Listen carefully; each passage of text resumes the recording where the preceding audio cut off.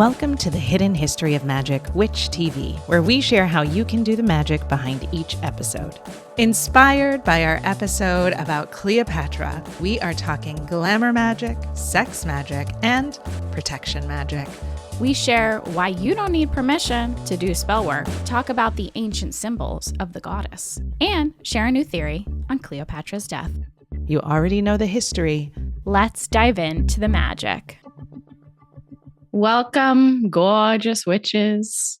We are in WitchTV talking about the magic behind each episode. Cleopatra just came out, and we're here to discuss some of the salacious theories, thoughts, magic of Cleopatra, of Isis. Rhiannon, where do we begin? Where is your heart calling you?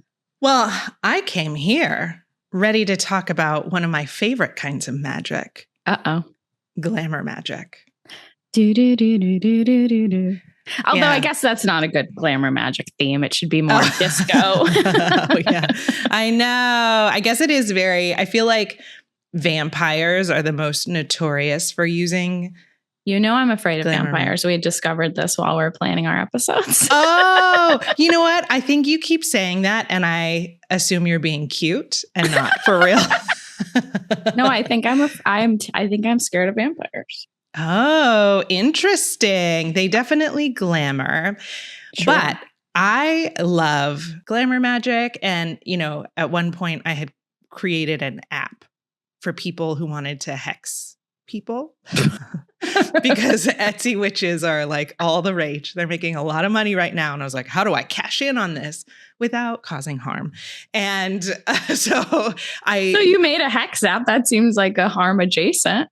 Well, technically it was like a hex app, but then it would try to get you, instead of being so focused on the other person. Oh boy, you flipped it around. Oh, sneaking you through the radical forgiveness worksheet so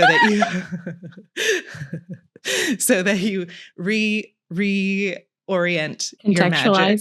Oh my God, that's funny. And so you would still What's get a the radical spell. Forgiveness worksheet? I don't know about this. You do not know about this? No, I'm very into. I struggled a long time with forgiveness like 10 years ago and listened to like every Oprah interview about forgiveness. And actually Bashar's interview on Next Level Soul about it is my favorite if people are in a place where they need to forgive. Oh, you know what? I didn't understand forgiveness because I was like, maybe I'm a bitch who can't forgive because I don't understand the definition, I don't think. And everyone's talking about forgiveness. I think I forgive, but I don't know what that means, really.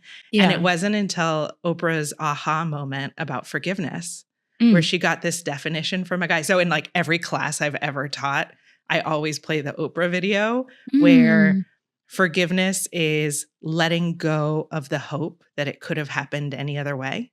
Because so much of even thinking about like hexing an ex or a boss or whoever hurt you. Even thinking about in response to being hurt and creating like boundaries or rules to make it so that it doesn't happen again. What I noticed is sometimes in my own rule making, what I was really hoping for was not like, I didn't want to stop it from happening again. I wanted to stop it from ever having happened in the first place. Yeah. The regret that gets tangled is deep. Oh, and then you're never satisfied because it's like, well, it's not happening. It's not happening. It's not happening, but it happened. Well, so I think for me, the big piece of forgiveness is like when you learn to not trust yourself. Yes. Because of something that happens and you get so lost in, I thought this was one thing. And then it turned out to be this. It's a whole thing. It's a whole journey. It's a whole process. We could do a whole episode about it. And then if you follow your intuition, well, then it's like a whole other like, well, I can't trust God. I can't trust myself. I can't trust anything. So yes, the radical forgiveness worksheet came to me at a time when I needed it. And it's not for everyone, but it's like just a PDF file on the internet. There's a person who created it. And I think there's a book, but you could just find the PDF and they have you state what happened. Like tell the story in your own words. And then you have to talk about how did you feel? What did you believe about yourself because this happened to you? What are the stories? Yep. And then It's literally just one page front and back. Mm-hmm. Over the course of the worksheet, you get to like pre-birth planning wise, soul contract wise. What's the dance that you were dancing with this person? And how do you get to a place of gratitude of like, because this happened, I can see this clearly, that what these beliefs are. And now I know that what I want is XYZ. Yeah. And so the app that I did, it was kind of like that, where you like, tell me everything, give me all the details. And then you would select your feelings. And it was like a whole like 17, this is why it didn't work. It was like a 17-step process. But I think that a lot of people focus, especially with Etsy witches, they focus the spell work on someone else. They want to hex someone. I want a love spell. I want to make someone obsessed with me. And all of their magic is being directed externally when we exist in a world of free will. Yeah. And so you can create the illusion that someone is obsessed with you. So do you not think hexes can happen on others? I think that they can. Mm-hmm. There's. But you think the energy would be better spent on yourself. Is that what you're saying? Yeah, because why put all of the magic on one person? Okay, I want this one person to be obsessed with me. I want this one person to feel the pain that I felt, right? Yeah. But if you use a glamour spell, you could be magnetic to hundreds of people. Have you ever done the icebox spell? I have not. Oh, no. I haven't. I have done some binding stuff, but I haven't done that one. Yeah. Have you? Oh, yeah. Did it work? I've got people in my freezer. And political figures. Yeah. For those people who don't know, and Natalie Katona and I, fellow witch, I've talked about this, how this is like one of the first spells you learn when you got to get somebody away from you or keep someone away from you or protect yourself from someone's energy. Essentially, you just write their name on a little slip of paper, put it in a vial, fill it up halfway with water, throw it in your freezer, and it freezes. It puts them on ice, essentially. So, yes, I have done one of those binding spells where someone was like meddling in my life. Since then, I've literally been in the same room as her. Didn't see her, didn't run into her, in a small bar. I think it works. It truly works. It works. Yes. And in fact, my daughter the other day was trying to freeze something and I was like, whoa. Oh. She put my cauldron in the freezer and I was like, what are we doing here? Like, this is whoa. Yes, be careful. But back to the magnetization. Being magnetic, being a light, a brightness. I mentioned this in the episode, our flagship, but I think Marilyn Monroe knew how to do this better than anybody, how to turn on that light. And I think that Glamour Magick, I think when I think about it in my brain, I think about makeup. I don't know if that's right or wrong. I don't even know the official definition, but I think it's actually like almost like a light switch, where you turn it on energetically and you allow people to see you. And I think when women wear makeup, it's like, okay, I'm allowing myself to be seen. You know, if I'm in a grocery store, and I will also tell the audience, I have two modes. I am either in lipstick or I haven't combed my hair and I look like a garbage person. Like I am in a grocery store, I am mothering, and I haven't looked at myself in the mirror in 3 days. Like those are my two modes. And I feel like when I'm in the grocery store with my little baseball cap on, I know how to turn the light off to kind of move stealthily through my life unbothered. That's nice. And then when I'm at a conference, when I'm on the podcast, I feel like I know how to turn the light back on. And it's like, oh no, now you can see me. Does that make sense? Oh, perfect sense. I love that. I think that. And that's a Marilynism. I think she is our most iconic modern example of this. Yeah. Although maybe we could reflect on other celebrities that know how to do it also. I mean, I think all celebrities to some extent, because they are just nerds who like really like whatever they're really good at. You know what I mean? On some level. But I see it as like a thing of beauty, as opposed to just like something they love and they want to share. Like, I think it's specifically about being beautiful. Okay. So here is an interesting thing, because I think that they connect. Well, when I think of Cleopatra, for example, yeah, she was not necessarily conventionally beautiful. No. But her magnetism made her attractive. Yes. I think about this a lot with some of the like sexiest men alive, like some of the hottest actors, where there's something about them that is, I mean, I'm going to use this example and I apologize. I apologize because you are very handsome, because I'm sure you're listening. Just kidding. But I think of like Tom Hiddleston. Okay. You know, which one is Loki. that again? Is he the spider? No. Let me do a Google. Yeah, that's Continue. Tom Holland. They're Thank all you. named Tom. I know. I get so confused. None of them have lips between them. Okay, Hiddleston. Okay, got it. Got eyes on him. British. Yeah.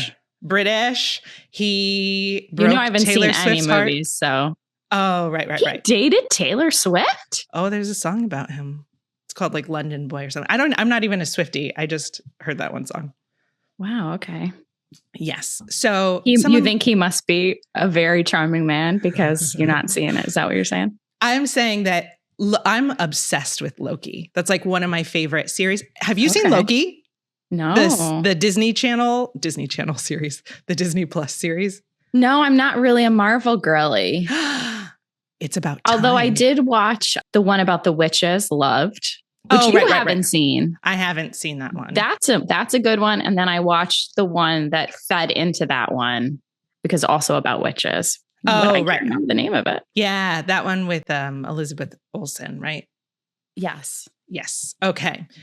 Loki is about time and timelines. Mm-hmm. And it feels very spiritual to me. I love it. It's so good. And Loki's like one of my favorite characters in all of the Marvel series. Mm-hmm. But if I saw Tom Hiddleston in 2D on a dating app, swiping left for sure, you know? Because I think about that a lot of like, dating apps are so weird because you're looking at someone for like the flattest version of them. Yeah. But what makes I got married like right before a dating app because Sal and I have been together for almost 15 years. And so I was like putting together my profile as like him and I started dating and then just I've never ventured in. Oh. But it seems absolutely impossible to pick like photos. I don't know. I can't even do it on social media. It's so hard.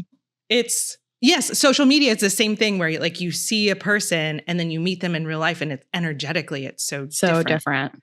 Yeah. I will also say I'm one of those people that, and this has a fancy name and you probably know what that is, where I have to be attracted to a person's like soul before I find them attractive. Yes. Like I don't think anybody is attractive until I have a conversation with them.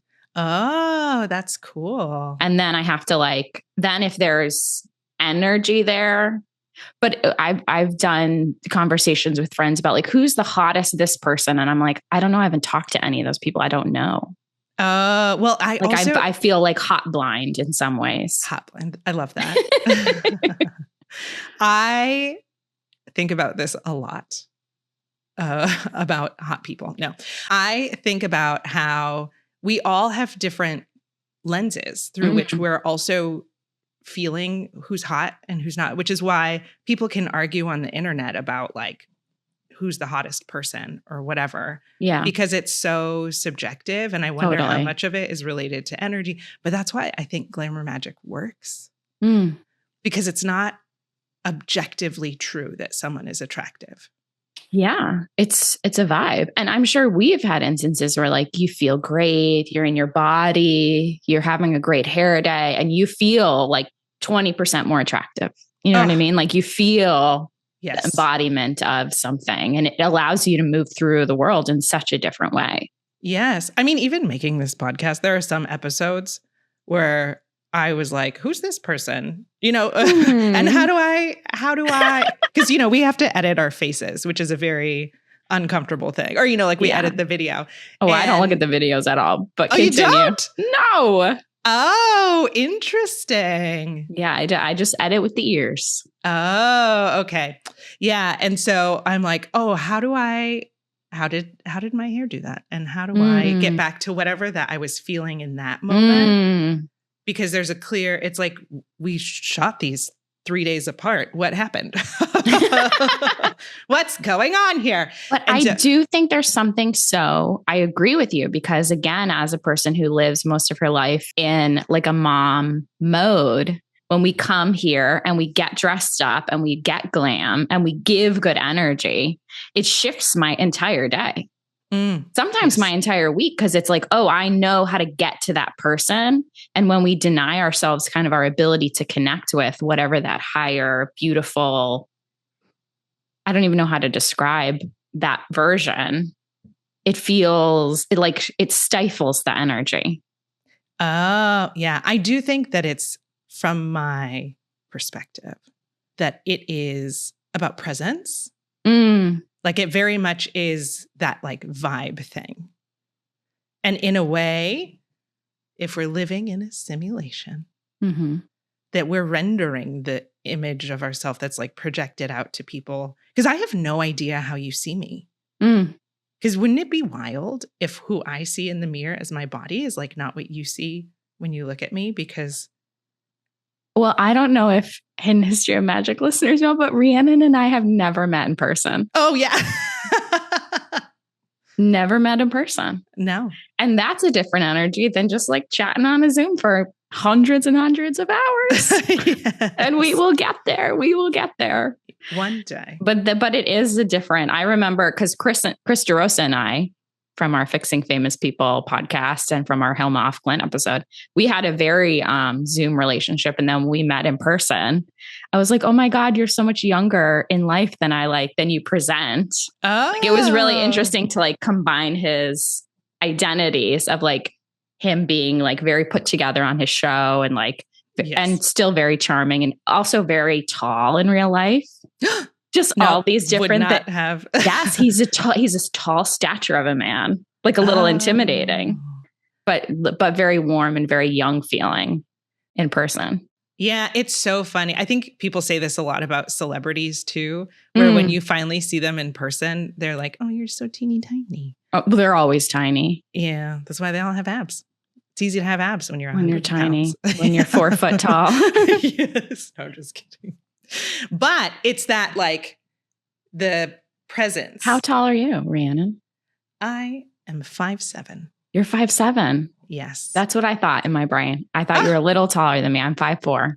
Oh, okay. Interesting. I feel I have height dysmorphia though. Okay. Because my mom was 5'10".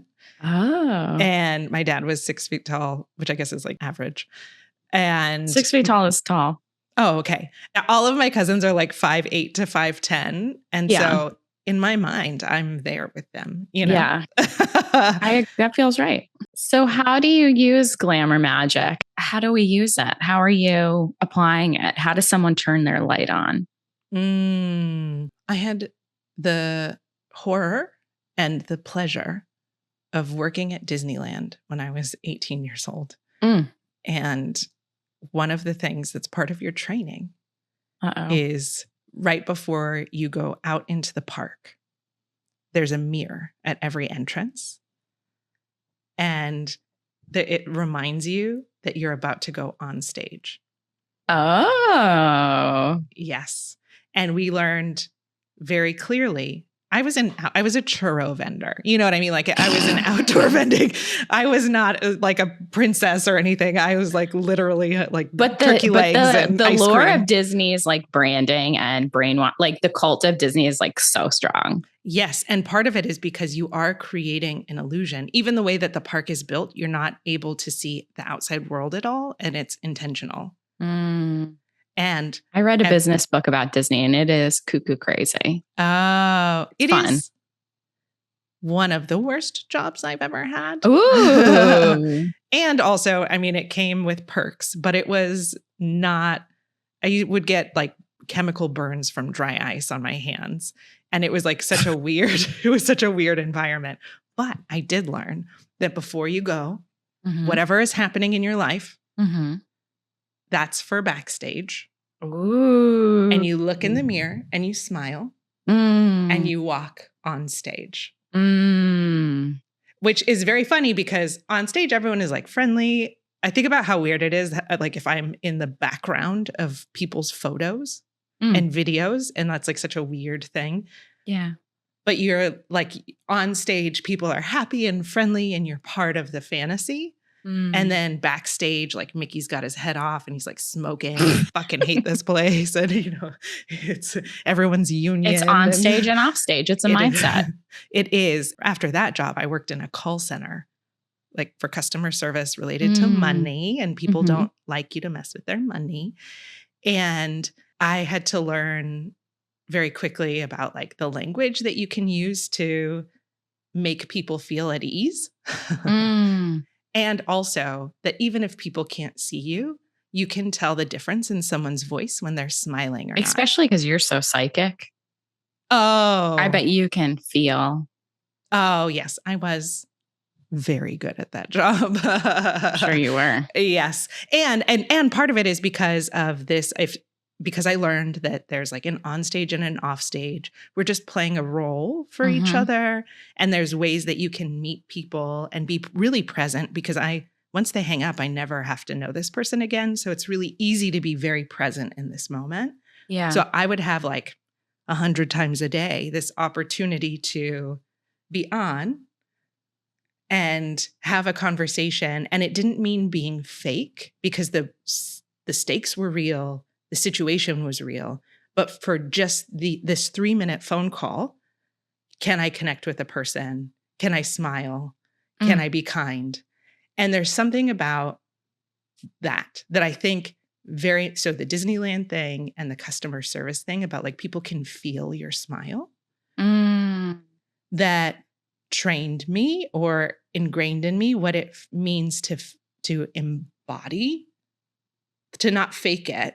But how do you show up for this moment? How do you drop the baggage at the threshold and be really present? Because I think that's what people respond to. People respond to feeling seen. People respond to warmth. People respond to presence. And so I think when I use Glamour Magick, what I'm doing is I'm just for this party, just for this moment, just for this conversation, I'm setting down all of this stuff and but like practicing, playing with who am I when I'm being playful and present and curious about people. And I think that is a thing that not makes me attractive. That feels like a weird thing to say, but I think that's a thing that people really like gravitate towards. That people will see me differently when I show up that way. And to me, to do that, sometimes it means I don't do spells like incantations, but it is putting on makeup as a ritual, putting on scents as a ritual, and then on the drive or on the walk, listening to a song where, okay, sometimes it's like Beyonce, sometimes it's Florence and the Machine, sometimes it's Cardi B, like whatever presence I need to embody in that moment, that's my ritual. I love WitchTV because you and I merge on so many things. And then when we divide, I think it's so interesting. Yes. And I feel like my version of Glamour Magick is like the opposite of yours, actually. Oh, let's hear it. Because I feel like in my pouring into myself, I'm not thinking about anybody else. And and then maybe this sounds psychotic to say, but because I don't present glamorously in my waking life, in my normal mundane life, when I do the ritual of hair and makeup, like the privilege is just being seen. And that's all I give people. It's like you are in the presence of how I feel in this like heightened state. And that's it. Oh, I'm not giving smiles. I'm not pouring energy into anybody. All of it comes from and goes into my own like orbit. Oh. And then within that orbit, I draw like a moth to the flame. Oh. Because it almost feels like people want to be part of whatever's happening within the little cosmos I'm creating. I love that. I desperately need to get to that place where it's like just cool to exist. And I think you can then use your energy once you're in that place to kind of pour into people or give energy or light or whatever. But I don't make it a part of a habit to please in any capacity. I'm not interested in like I'm open, but I'm not seeking. Yeah. You know, it's like a closed casket. Yeah. I will say that there's not pleasing involved. Yeah. I guess when I hear smiling. Oh, that's so New York of you. You know, I worked at a restaurant in New York and I'm not going to smile at random. No. And maybe that is a New York, like keep it to yourself but I think even as a woman, like we have to be careful who we smile at. That's true. I did almost get murdered in Paris once, but when I worked at a restaurant in New York, they kept having me come back because they were like, it's so weird. You just like smile at people. And I was like, yes. I like to smile, though. I think it's very fun. But also, I think there's this exercise that I learned from this book, Psychic Psychology by John Friedlander. It's called Owning the Room. And it's something that I do practice when I do like networking events or I'm going to a space where I feel really small. And it's where you imagine your energy when you enter the space. And I think you can do it before you get there. Yeah. I think that's the best way to practice. Yes. Because when you're in there, all bets are off. Who knows what's up or down. Yes. And I've been in some wild rooms where I don't know how I got invited. You know what I mean? Yeah. And very intimidating. So the owning the room exercise has been very helpful in those situations where you imagine the space. And it's like the 3D space, right? And you imagine your energy and you just take your energy out, your like auric field or whatever, to each corner of the room so that you're filling the space with yourself. Yeah. Yes. And then you become really big. And then the people that want to resonate with you come to you. And so it's also easy for me to be really present and smiley and pour into the people that are approaching me because the people that I'm not talking to everyone. I'm allowing people to come to me. And then I trust that the people that are coming are specific. Yeah. I'm having a lot of flashbacks from Contact in the Desert. And we did a bonus episode about me running around and meeting alien people. But it was so funny to be with Eleanor Turner, who's from our Ariel School episode. People can go back and listen to us talk about aliens. But we went to this conference and we'd be in a room and I'd be like, oh, you got to talk to this person. Oh, like that person. Like it was very interesting to be psychically like tuned into the collective in some weird way. And kind of know and feel kind of what we should be up to. It was a very fun. And also she was so excited and nervous to meet people. And I was kind of just the sidekick. And so it was very fun to be like, to navigate her. Oh, I got to do this and I got to do this. And me like shove her in front of people in like a really fun, easy way. Cause like, I don't care about this ex-military, like experiencer. So, like easy breezy, like the stakes were so low for me.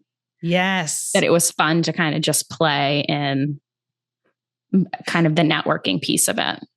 Ooh, this is actually a really interesting point because I think wingmanning in that sense is very helpful because the stakes are different. And I think sometimes stakes can get wound up. Yes. And even the idea of doing ritual magic, which I'm from the camp that leans more Bashar, our favorite alien, channeled by Daryl Anka, who we bring up a lot, already mentioned in this podcast. Dream guest, Bashar, if you're listening. Dream guest. And Tom Hiddleston. So sorry I said what I said, but you are welcome to. Just kidding. He's never coming on now. We lost him. Oh, man. But I'm in the camp of Bashar where my magic practice is a little more type B, because I am a type B person, where I think that ritual is whatever you need it to be, because ultimately it's a permission slip for a mindset. Ultimately, it's a permission slip for a story that you want to embody, a self that you want to embody, a way that you want to play with the universe around you. And so, sure, someone can sell you a spell on Etsy. And if you say this 3 times, part of why that works, I think, is because you believe that this person has power. And maybe I don't believe that I have power. And so me believing in this person's power is enough, is the permission slip to move it forward. Yeah. Yes. But I think you could literally say anything with intention and it can become a spell. I think that's true. But also I think there is something about the ritual that is so important. That is piecing together kind of tangibly your thoughts and feelings and putting it together and concocting it in some way, whether that's lighting it on fire or putting it in a jar. Or I do think there is, we're tapping into the universe, because something that I truly believe is we could be blocking ourselves from blessings or miracles if we don't ask. So I think part of the ritual is the asking. Yes. I need help. I need this. And when we it's a different thing to ask for it in the mind or to say it out loud. I think your ancestors lean a little closer when I'm pulling flowers from the garden and I'm making this. I think that's like, okay, now we're getting more serious about the ask. Yes. And I think what I'm saying is that ritual is important, but it doesn't have to be. We're also in a time on the internet where people are like, you have to do it this way. A banishing spell only works if you fill it halfway with water. Complete. Well, that's mostly science, because you don't want the ice to expand and explode. Yeah. But you know what I mean? Like that. But people unless you explain the why. Yes. And so I think ritual is the thing. Whatever the ritual, if you need. I 1,000,000% agree with you. And I've written about this too. Like I had a friend who DM'd me and was like, I need a protection spell. And I was like, great. What do you want to do? Yes. What's in your yard? What do you feel called to? Do you like any guides?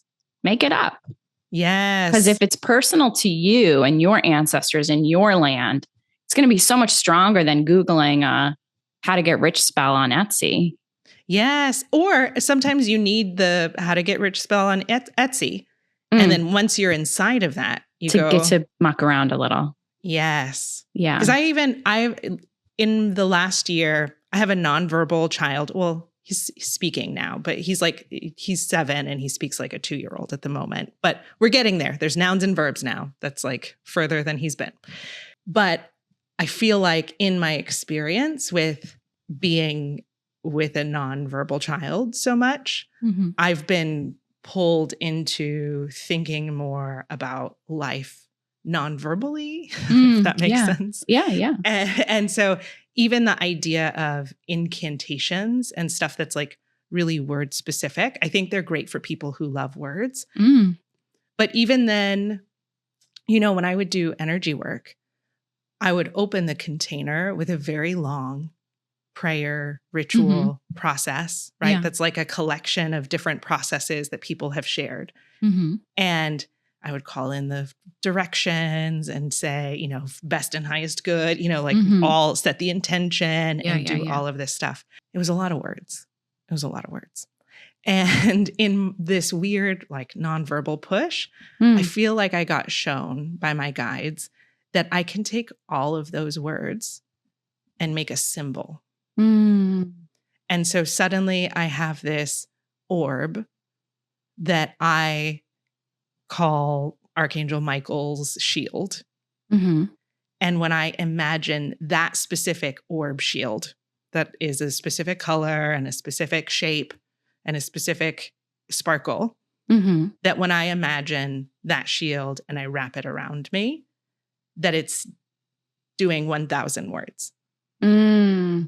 That the prayer. That's so smart. It's like, and it's faster. It's very efficient. Yeah, that's such a good tip. But also the universe speaks in symbols, right? Like as a medium, you get symbols all the time. And so we can communicate back that way too, where it doesn't matter what the words we say, unless you really love words, then play with words. But yeah, it's a dance, right? Of what we want and what we need. And I do something and believe, and something I do that's very similar is kind of open the container before. And part of that is like just setting the scene, but then I usually do it with my clients, and then it shifts based on like their energy and what I feel. So it's like everything works. It's like, what is going to be the thing that makes sense for you as you're kind of stepping into these magical spaces? Like, what feels good? But definitely, I love what we were saying, that we don't need to follow the rule book. You know, we're witches. Yeah. And ritual is fun. Like, that is part of it, is that you get to, we do ritual all the time for capitalism. We do ritual all the time for our homes. We do ritual for other people all the time. And so I love this idea of spending time to do ritual for what you desire and who you want to be. Do you want to talk a little bit about sex magic? Well, before we dive into that, you did bring up protection magic and protection spells. And I think that there is something about, we talked about stakes. When the stakes are high, it's a little harder, right? And when the stakes are low, it's easier. That ritual in this way can help you feel more magnetic. You can take up more space. You can just be present and trust and all of that, right?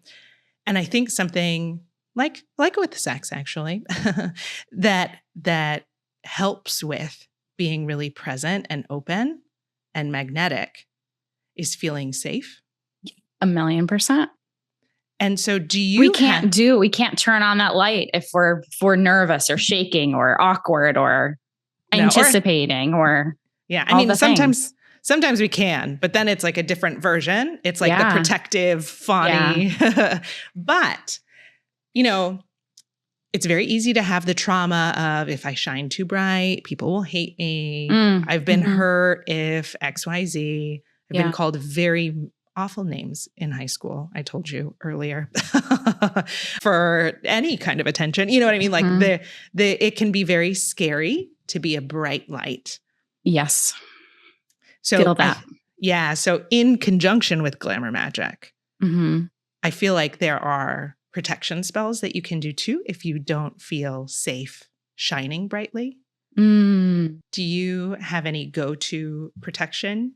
I'm a little superstitious about protection magic because, and I heard this from a Lily Dale medium once, because kind of at the beginning of my journey, I was receiving information and messages, and some of it good, some of it bad, some of it negative, some of it makes me feel certain ways. And I remember talking to him, the Kentucky medium in Lilydale, and he was like, I don't even put my frequency low enough to receive that kind of energy. I don't think about it. I don't think about protection magic. I don't allow myself to worry. His kind of theory was like to go up, up, up, and to be in a place that was so grounded and so safe that he didn't have to think about it. And I think oftentimes that's kind of what I try to embody. Like, I try not to even think I need protection. Love. Because my light is so bright. But certainly before I do like channeling and things like that, the only thing I really do is say, I'm only interested in beings for my highest and best elevation for the well-being of my clients. And that really seems to just do it. Yes. It's very simple. So I don't do any kind of elaborate protection. I know people who have to play certain songs and have to do this and have to do that. And I don't want to do any of those things. I don't want to feel like I'm susceptible to harm spiritually. So that's something I kind of have removed from my practice, actually. I love that. I think that's great. And I agree that thinking that everything is going to attack you is the thing. That's a tricky place to be. Yes. That is not you don't want to energetic. You're already stepping into a realm where you don't know what's going to come in or what beings, so being really open-hearted and wanting to receive, I think, is a nice place spiritually. Yes. Well, I will say I'm in that camp too, especially because, I work with entities. I do entity removals all the time, and 99% of the time they're internal. Like, it's not some external attachment. Yeah. I think sometimes having to deal with a toxic person sometimes is like part of the journey too, and that you don't necessarily need to be protected from it, because the experience is thickening your skin, changing your, like, how you show up in those things. And also, sometimes we need a permission slip, right, to shine brightly. So even if we're just doing it psychologically, subconsciously, to say, it's okay, I'll be safe because I know I'm protected somehow, I think is helpful. As long as people know that you don't have to do a protection because someone's going to eat you or hurt you. We're doing protection so that you feel safe to open up. And so I like to use bubbles, but I like to use... I do a bubble when I travel. Ah, yes. I do a pink bubble like Glinda. I love that. Yes. And I had a friend who used to do bubbles where she would put love on the outside, where it was like coated in love. So people could attach to the bubble, but not to I do that too. Ah, yeah. Yeah. I say a spell that, like, I'm going to be a place of calm, and anyone who interacts with the bubble is going to feel a sense of relief and serenity. Yes. As I travel specifically. Yes. And I think you can do it if you enter a room that you don't feel like you can fill, like it's safe to fill. Or I think even setting the intention before entering a room that I'm going to have a really meaningful connection in this space. I'm excited to see who it's going to be. I'm curious who it's going to be, and trusting that the people who are approaching you are part of that intention and not necessarily like a wolf or whatever. Yeah. And so I think intention setting and bubbles are really helpful. Bubbles are great. Yeah. I've heard people use filters too, where which I think is kind of what you're talking about by having a pink bubble, right? Like a lens filter. Yeah. I've done in the past where I only let my light be, it's a filter where my light's visible to people who have my best and highest good. Yeah, although sometimes evil people are the ones that will pay us. Maybe that's what I mean when I say like turning the light on and off. Because I feel like I can do invisibility filters, if that's the word we're using. Yes. Like even when I'm driving too fast and I see a police officer, I go, oh, turn the light off. Yes. Yeah, there are some people you want to pay attention, and some people it's a little harder. Although you said something earlier about shining your light really brightly is how you enter a space. And it made me think of being a sun, like being a star, because there is something about a sun, like if something gets too close to it, it just burns it away. Yeah. Like things literally can't invade the sun. Yeah. And so that image is really cool. I also work a lot with plants, plant spirits, and rose. I call on the spirit of rose because when I need it, or I have like the Trader Joe's rose face mist, and I'll use that because roses have really sturdy stems. Yeah. With thorns. With thorns. And she will cut you if you do not handle with care. And so I like to call on the spirit of rose, where even just imagining it now, so I have my bubble around me, and then roses are like climbing roses are around it. That's because cool. A rose can be delicate and beautiful and open and sweet. Very Isis-coded, a rose. Yes, because she's protected. She knows that if someone doesn't handle intentionally, they'll get cut. Wow, that's good. Love a rose around a bubble. Ah, yes. I will say I also, like, if I'm doing something very scary, I'll take a piece of a flower, a leaf, a lamb's ear, and put it in my pocket or travel with it, or, you know, so maybe I do. You do a lot of protection magic. But I feel like it's more like amplifying what I want as opposed to, but no, it is protection magic. But that's the thing, is that it's not about fear. It's about support. And we, as humans, like, just think about in daily life, like, we need to feel supported. We need to feel held. Yeah. We need to belong somewhere safe. We do. Okay. And now to sex. No. I know that you do sex magic. I do. Yeah. I think I got both of my daughters through sex magic. Would you care to elaborate? Because I feel like you know what I mean? Like that we know that sex is involved in creating daughters, but you're talking about going a step further, right? Well, so we should preface for people, and we talked about this. Did we talk about this during our first episode with Queen Victoria? We talked a little bit about it. Maybe like here or there. Yeah, like a little snippet. But essentially, sex magic this is the way that I view it. If women's bodies specifically are portals to life, right? Yes. Then you could stand to assume that we're portals to other things when that space is activated in the womb. So the way that I perform sex magic is during your ritualistic act, I set an intention, and then some place or space during the act of having sex, I kind of release that wish or that dream or that desire within it. Some people do it during climax. Some people do it. I think you can do it at any time. I don't think it has to be beholden to like a moment. It has to just feel really good in the body. And what we're doing is we're allowing the vibrations. If what we're saying is, if you're at a high frequency, your body feels really good, you attract really good things, then it would stand to assume that when you're feeling really safe and really sexual and really within your own skin, you could magnetize at a higher level. Yes. I think there's something about sex that's also really present. Yeah, absolutely. And I think the present moment is where we manifest the best.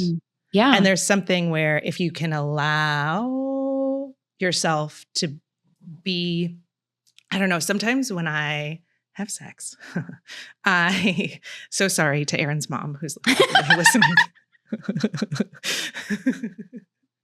My mom's listening too, but in spirit. Very different in spirit.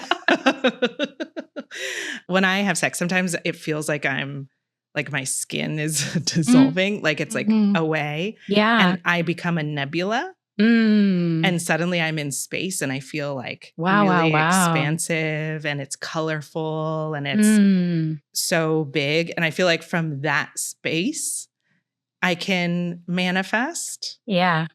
But I can't always get to that space because sometimes I'm really like in my body in the room. Totally. Yeah. And yeah. So I think that sometimes the intention of this is going to be sex magic. This is going to be let's see how high I can get helps me get to that place. Yeah. And then from there, sometimes it feels really healing too. Like I'll do it just to heal my physical body. Or say more about that. That's cool. Oh, like you're sending energy to certain parts of the body, or sometimes, or maybe to the heart space. Sometimes I like to do Reiki during sex. Wow.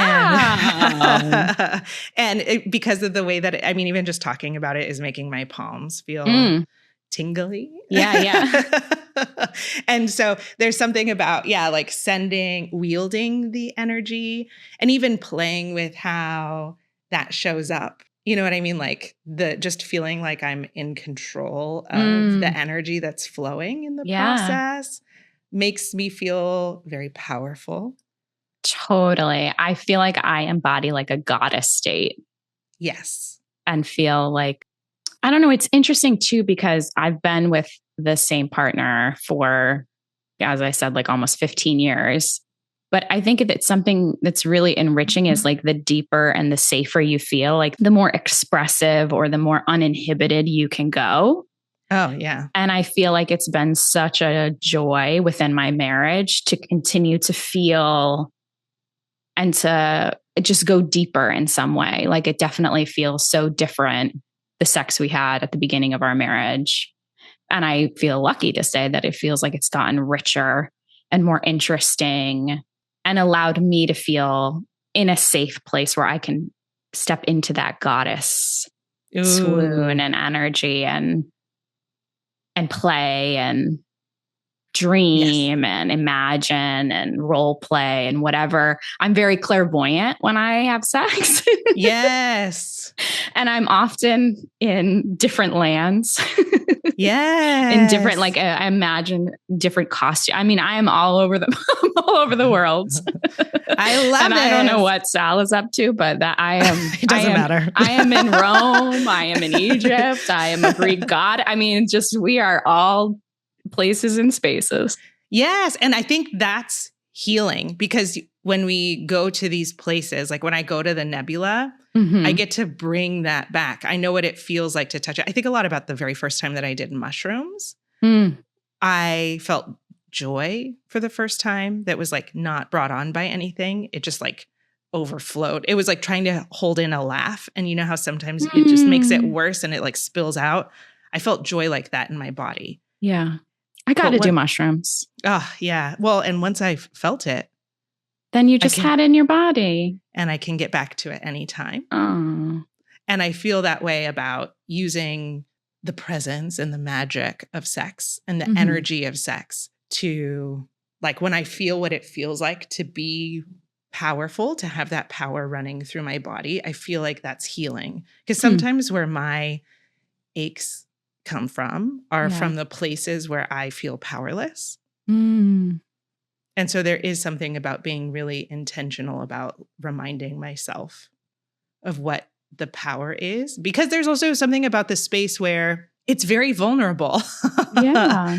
And it's very, the word that I keep avoiding saying, but I need to just say it, is like primal. There's something very primal and like back to basics. Yeah. And when you strip away We're just great apes. Yeah. Yeah. And when you strip it all away, like there's apes with lipstick. Forever and ever. Amen. But there's like whatever that spark is you can connect to it. And so that's how I use the magic. I know that there are a lot of people. That's how I use the magic. I know that there are a lot of people who will like use orgasm to ask for things. Yeah. I've tried that and I have not had any luck with that. But I don't know if it's because I don't know. I will say I read a blog and this woman, I read it on Substack, and I won't name her because I hated the blog. And it was all about sex magic. And it was all about her doing it and orgasming and asking for the thing and not getting it. And she wrote this like rage post about it. And then at the very bottom, she was like, oh, but then something worked and it happened. And it was like the most unhelpful thing I've ever read. But the thing I did take away from it, I guess, is that she put so much pressure on herself to do the thing. It almost felt like, when you're trying to conceive, or, if people are listening, people like try to have sex, they schedule it. It's on a timeline, I've got a window, it's got to be here, and there's no joy in it. And the body knows there's no joy in it. And so then you don't get pregnant. Sex magic, this is so important. Any magical practice, I believe there must be an element of joy. Magic should be fun. And so if you're going into it feeling like I have this intention, I have this wish, this better come true, like you're blocking yourself from the fun, from the playing, from the exploration of something even better and higher than you could have imagined. We've got to remove ourselves from expectation a little bit when we do these practices. And I just had like an interesting wild night under the moon gate. And I was like, I don't even know what I want to wish for. I just knew that I wanted to like stir up some energy. And I was feeling so good in my body. I will say I got drunk at my friend's birthday party across the street, and I was feeling very emboldened. Sorry, Mom. Another side. This episode will just be sorry, Mary Alice. And I was wearing this like beautiful green. I texted you a picture of me getting ready. I was feeling so great. Great dress. And I slipped right out of the dress at the moon gate. Oop. And I did a little loop. And I did a little, calling in some energetic forces. And I was just feeling so good that I just wanted to receive a blessing, a miracle. But with no expectation. And I feel like it's that energy's been following me a little bit. Like I texted you before. I was like, I feel blessed by just being in the heightened state and receiving and being like so uninhibited. And it was such a joy. You have been wanting to dance naked. Did we say? Oh, we did say you were naked. Okay. I was naked. That's amazing. And now I think everybody's got to get stripped down and get under the moonlight. Oh, I love it. I think that for me, especially, I have a hard time asking for specific things. Or, I think that my belief or I really want this thing, which means it's going to be taken away so that I can learn to live without it, is like a pattern that is showing up. Oh, there's a pattern that shows up a lot in my life. We got to rewire that one. Oh, trying. I need to figure that one out because I think that's why. Wait, say it again. Ooh, okay. It's hard for me to ask for specific things. Mm-hmm. It's very easy for me to ask for alignment, miracles, joy, nebulous things. Yeah. I can manifest that. Mm-hmm. I can manifest experiences, all kinds of stuff that is not like specific. I have a block to manifesting that, or because you think the universe is going to give it to you and then take it away. Or if I do get it, it gets taken away. Now, we can go very easily into my trauma of that being a pattern from very early childhood. Yeah. So it is a deeply ingrained wound and a deeply ingrained belief, but it makes it harder for me to have vision boards that are like, I want to go to Paris this summer. Right.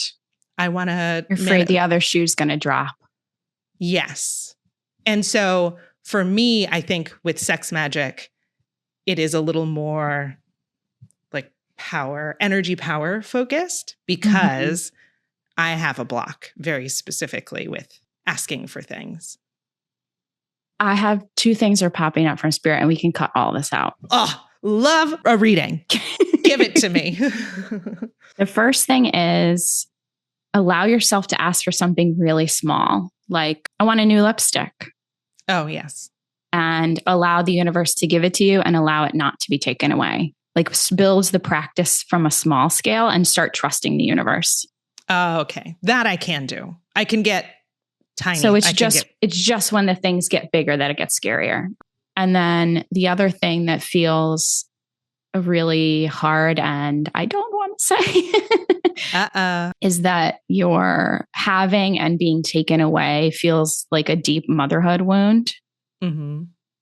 And is there a story within that you can feel supported in any capacity? Okay. And I don't obviously have experience with that type of loss. So I don't even know how you navigate that or, put that together. But it feels like if you can, that's part of your distrust with the universe. Oh, yeah. And the only thing that is coming through in terms of like something to maybe think about or play with or see how it feels in the body and maybe not, like you can ignore, is what is she doing on the other side to help? Like is there, like, are you getting energetic support in a different way?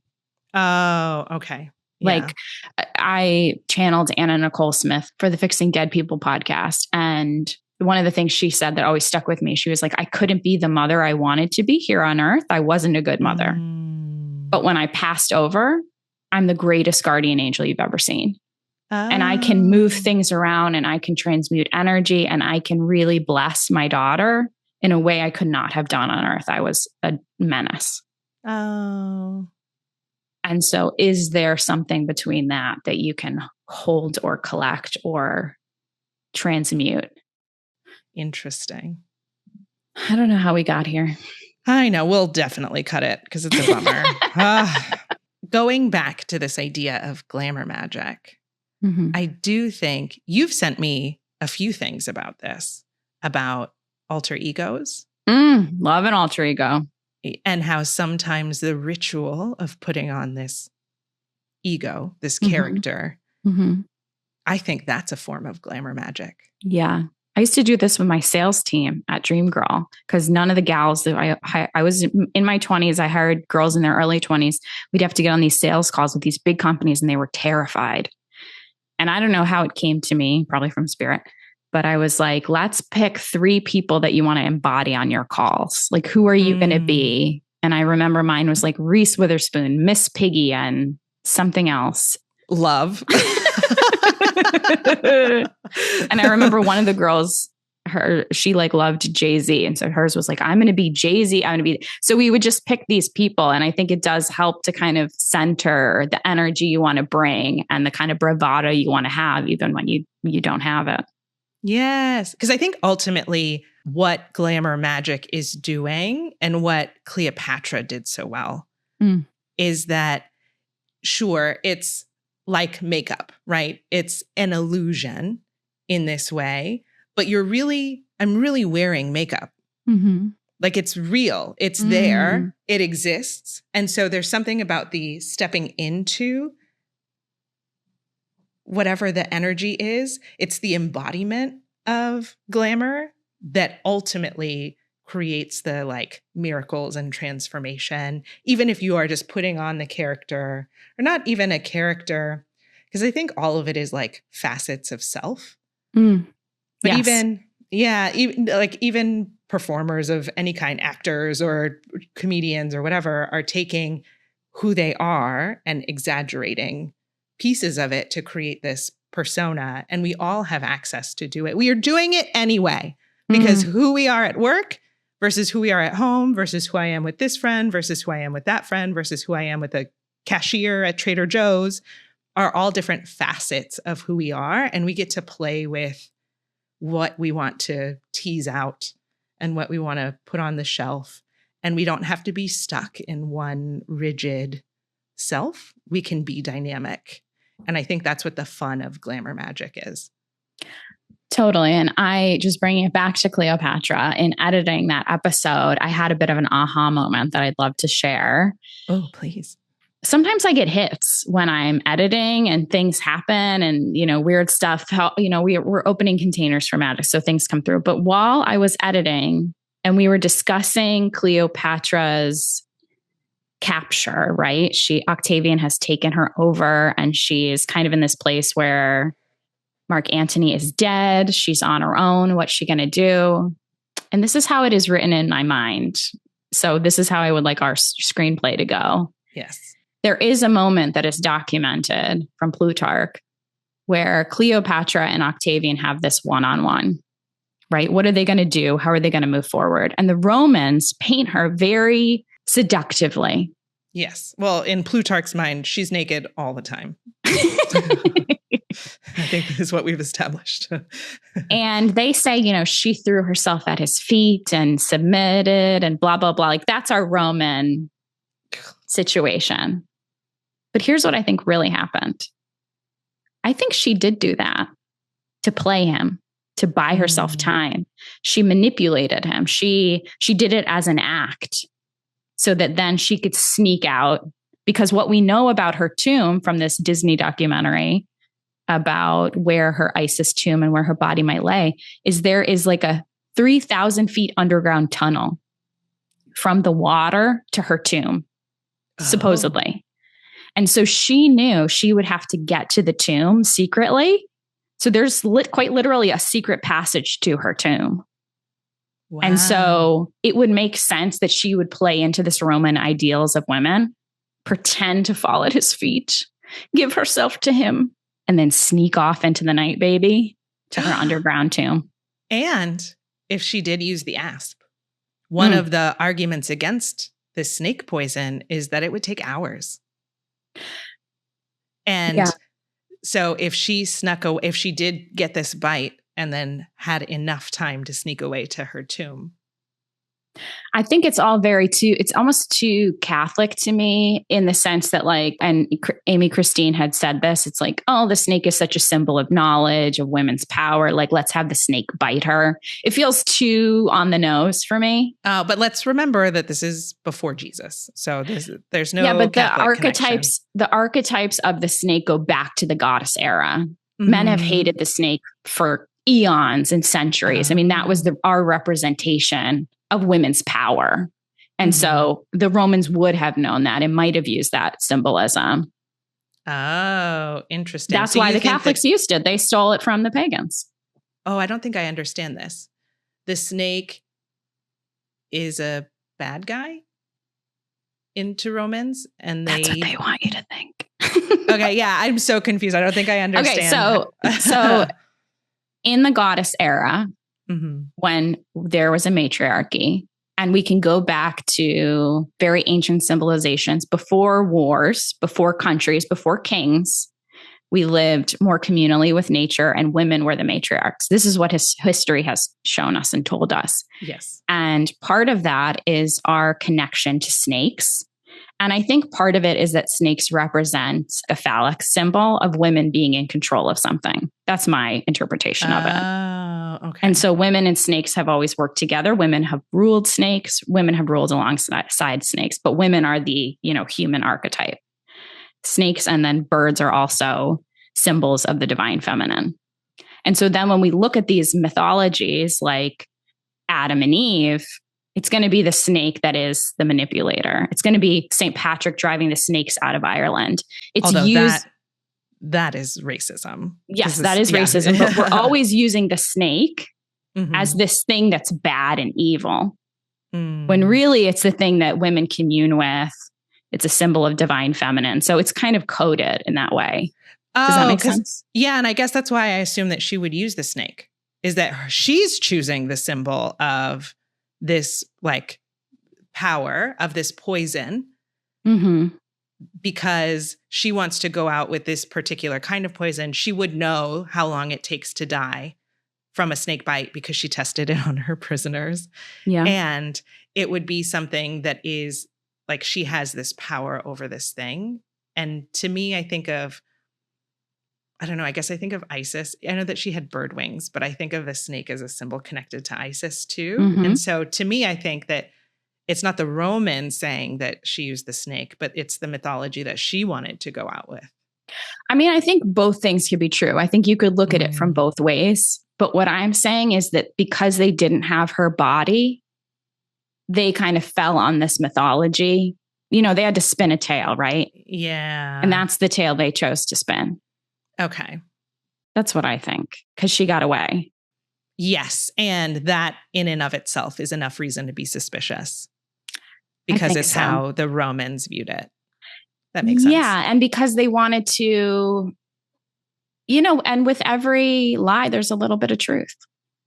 So maybe she did have a deep relationship to snakes. Maybe she did always carry this vial with her. I think all of these things play into it. But I just think she was smarter than all of them put together, and certainly more calculated and cunning.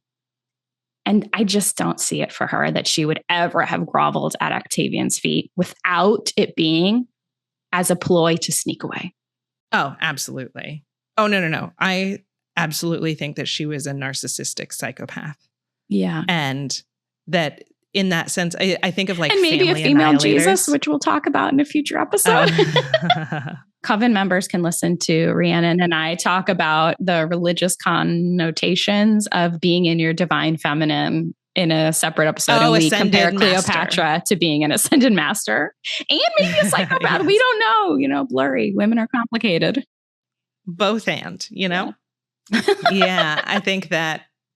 Oh, I think about the, family annihilators. I love Law and Order SVU, obviously. Never seen a frame. I can't watch women be murdered. I can't do it. I think what's really great about it is that you see someone doing something about it. I see. Is really what the show is about. I see. Is about someone caring enough to do something about it. Got it. Yes. And there are some family annihilator episodes where that when the moment that someone's life is falling apart, they cannot handle people seeing them in a bad situation. And to me, that's Cleopatra. Yeah. She had it all. If Love it. Hidden History of Magic listeners, I'd love to know how you're using Glamour Magick. If you're up to sex magic, what your thoughts are on Cleopatra. Come find us over at Patreon. We'd love to hear more about it. All right. Well, thanks, Rhiannon. Lovely. Thanks, Erin. I'm writing some tips down and putting some roses over my bubbles. Oh, love it. All right. Thanks, guys. Okay. Bye. Greetings, you gorgeous witches. Want a psychic reading from your favorite podcast co-hosts? We are now offering a personalized Double Trouble video reading just for you. Ask a specific question, or just get the insight, inspiration, and information Spirit wants you to know right now. which includes 2 unique psychic perspectives on your answer. Get one for yourself, Or purchase us a gift for your spiritual bestie. click the link in the show notes to book now.